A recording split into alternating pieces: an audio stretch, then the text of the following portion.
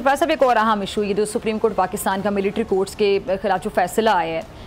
आप इसको कैसे देखते हैं, क्या समझते हैं कि कितना ज़रूरी है जो मुल्क दुश्मन अनासिर हैं उनको फ़ौजी अदालतों से सज़ाएँ दिलवाना, और जब सज़ाएँ मिलेंगी ज़ाहिर बात है तब एक एग्जाम्पल सेट होगी, मिसाल कायम होगी ताकि आइंदा कोई इस तरह की हरकत ना करे। तो ये एग्जाम्पल सेट करना कितना ज़रूरी है आपके मुताबिक? देखिए, माजी में तो मिलिट्री कोर्ट्स रही हैं और जो जमातें आज मुखालफत कर रही हैं उनके अपने दौरे हुकूमत में और उनके आशीर्वाद के साथ या उनकी पैटर्नेज के साथ मिलिट्री कोर्ट्स अपना काम करती रही हैं। अब क्योंकि 9 मई का जो वाक़या हुआ है, क्योंकि आप स्पेसिफिक सवाल पे नहीं आ रही है तो मैं जवाब दे देता हूँ। 9 मई एक ऑर्गेनाइज्ड किस्म की साजिश थी पाकिस्तान की इंटीग्रिटी के ख़िलाफ़, पाकिस्तान की सॉवरेनिटी के ख़िलाफ़, और इस तरह की साजिश थी कि पाकिस्तान के जो डिफेंस फोर्सेस हैं उन्होंने ही पाकिस्तान की प्रोटेक्शन करनी है, और वो डिफेंस फोर्सेस दुनिया में कहीं पर भी हों, आर्मी दुनिया में कहीं पर भी हो, उसकी ताकत उधर की आवाम होती है, और पाकिस्तान की आवाम जो है वो आर्मी की ताकत है और आर्मी पाकिस्तान की आवाम की ताकत है।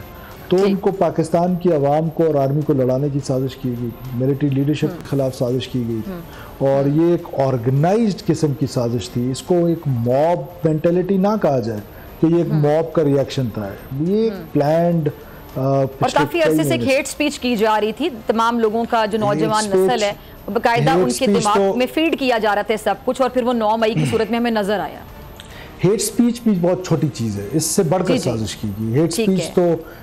पब्लिक के लिए की गई, फिर एक ख़ास किस्म के लोग जो बिलवास्ता या बिलावास्ता इस साजिश का हिस्सा रहे, उन्होंने टारगेट्स प्लान किए थे कि कौन किधर जाएगा, कौन किधर जाएगा, कौन किस वक्त कहाँ अटैक करेगा। उसके फुटेजेस और वॉइस कट्स हमारे सामने मौजूद हैं। तो ऐसी सारी सूरत हाल में मैं समझता हूँ कि मिलिट्री कोर्ट्स, जब मिलिट्री इंस्टॉलेशंस पे हमला होगा तो मिलिट्री कोर्ट्स को ही रिस्पॉन्ड करना चाहिए। अगर हम इस तरह मिलिट्री कोर्ट्स को डिनाइल कर देंगे, जो कि क्योंकि अब सुप्रीम कोर्ट का डिसीजन आ चुका है इस पर, अब रिव्यू पे गॉड नोज़ के क्या रिव्यू आता है, लेकिन जब हम सुप्रीम मिलिट्री कोर्ट्स को डिनाई कर देंगे तो फिर military will be left with no other option to fire, क्योंकि वो फिर जब उनको पता है कि हम गिरफ़्तार करके जब सिविलियन अदालतों में लोगों को पेश कर देंगे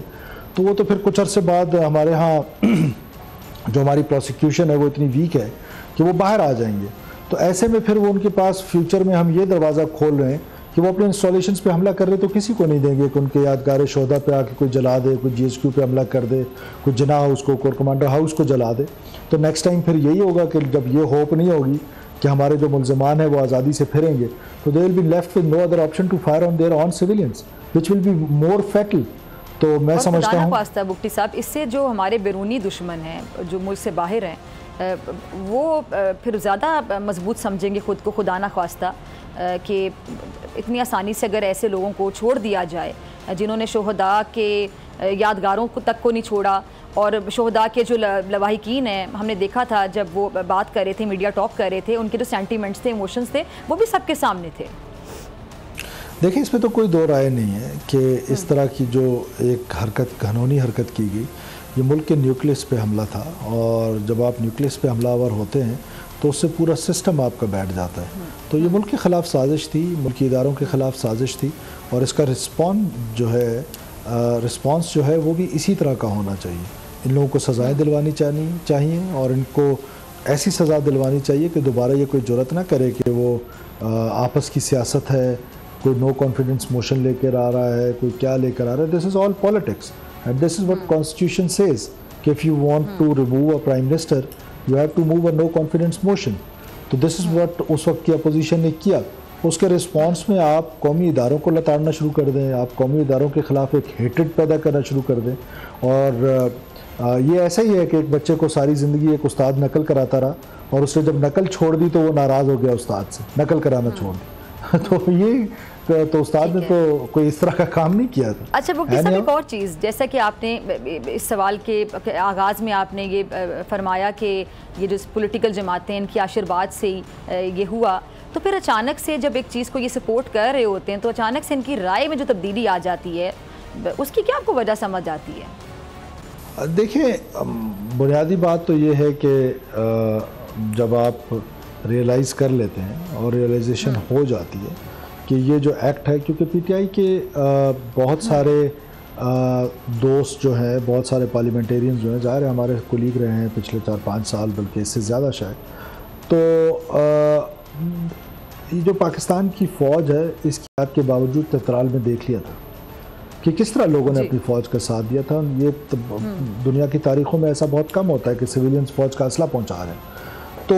वो तो नाकाम हो गई साजिश, लेकिन बहुत सारे लोग ऐसे हैं वो रियलाइज़ कर लेते हैं, और जब इस रियलाइजेशन के साथ कोई वापस आता है तो सुबह का भूरा जब शाम को आ जाए और रियलाइजेशन के साथ आए, उस पर फ़िल्टर ज़रूर लगना चाहिए, लेकिन इस रियलाइजेशन के साथ आए कि वो गलती पे थे, तो मेरा ख़्याल है कि फिर स्टेट जो है वो हमेशा से, या स्टेट के इदारे जो हैं वो किसी से कोई हेटेड तो नहीं है, किसी इंडिविजुअल से तो नहीं है, जुर्म से है, जिस जुर्म से वो मुर्तकब हुआ। तो जब कोई इस रियलाइजेशन के साथ आए कि गलती हुई है तो माफ़ी की गुंजाइश तो हमेशा रहती है। ठीक है, अगर आपको ये वीडियो पसंद आई तो सब्सक्राइब करें और बेल आइकन पर क्लिक करें। सब्सक्राइब करें और बेल दबाएं ताकि कोई खबर रह न जाए।